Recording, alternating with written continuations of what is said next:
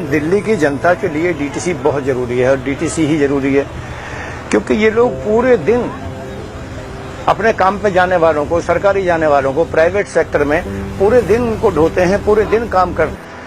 भाई इनको फैसिलिटी दें, इनको फैसिलिटी देंगे तो जनता को फैसिलिटी मिलेगी, ये अच्छा काम करेंगे।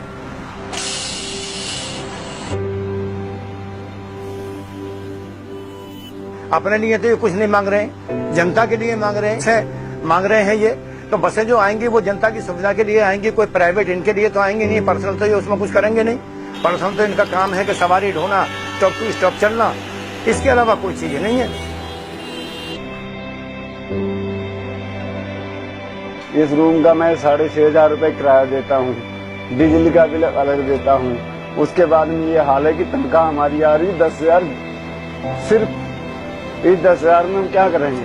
6,500 इनको देंगे, फिर आना जाना, फिर भाग दौड़, सब कुछ करना है। कई बार ड्यूटी भी नहीं मिलती हम लोगों को, हम लोग खाली बैठाल के वहां से वापस भेज देते हैं, कुछ नहीं मिलता है। इतना कुछ करने के बाद में हम लोग कुछ क्या मिल रहा है हमको? बाहर से आके यहाँ पे किराए पे रह रहे हैं, कोई तनख्वाह नहीं मिल रही है। ये मम्मी पापा मेरे साथ में रहते हैं, कुछ नहीं मेरे पास, कुछ नहीं दे रहा। ये विभाग इतना बुरा हाल कर दिया, मैं आत्महत्या करने की सोच रहा हूँ। मैं कुछ सोच रहा हूँ मैं मर जाऊँ और डिपो के सामने जाकर मरूँ। जब मेरा बेटा सुबह 4 बजे उठते हैं और तैयार होते हैं, मैं खाना बना के देती हूँ, टिफिन लेके जाते हैं, भागते हुए जाते हैं, ड्यूटी छूट जाएगी।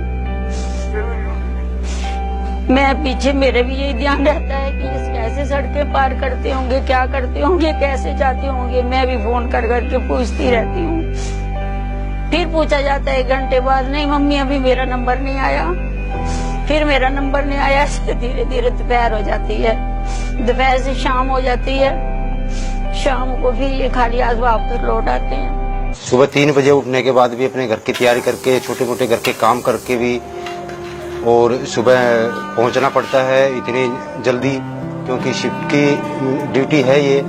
और उसके बाद भी खासकर कॉन्ट्रैक्टर कर्मचारी इतनी दुविधाओं के बाद पहुंचने के बाद भी उसकी ड्यूटी की गारंटी नहीं है।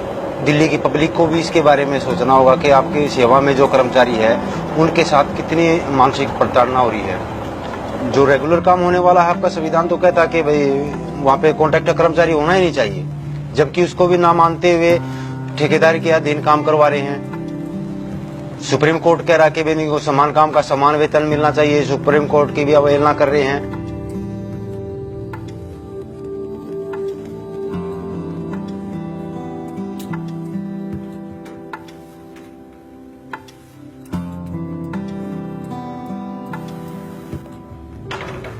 मेरा नाम देव कुमार है और मैं डीटीसी के अंदर कंडक्टर हूं।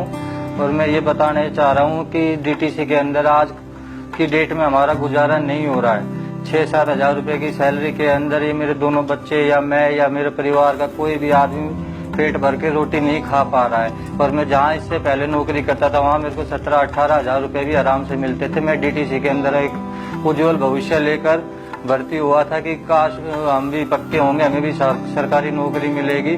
लेकिन हालात ये हो गए कि आपके अंदर मैं अपने परिवार का पालन पोषण नहीं कर पा रहा हूँ। आप देखो मेरे घर के अंदर मैं पिछले 8-10 साल से डीटीसी के अंदर काम कर रहा हूँ और अपने घर पर एक बार भी सफेदी तक नहीं करवा पाया हूँ, नहीं मैं अपने फर्ज का भी काम करवा पाया हूँ। दिल्ली सरकार को हमारे लिए कुछ करना होता डीटीसी डिपार्टमेंट के लिए, तो उन्होंने समान काम समान वेतन तुरंत लागू कर देना चाहिए था, मगर उनकी करने की नीयत नहीं है। और उन्होंने जो किया है वो सभी के सामने है कि प्राइवेट सेक्टर में बसें बढ़ा रहे हैं। हमारी डीटीसी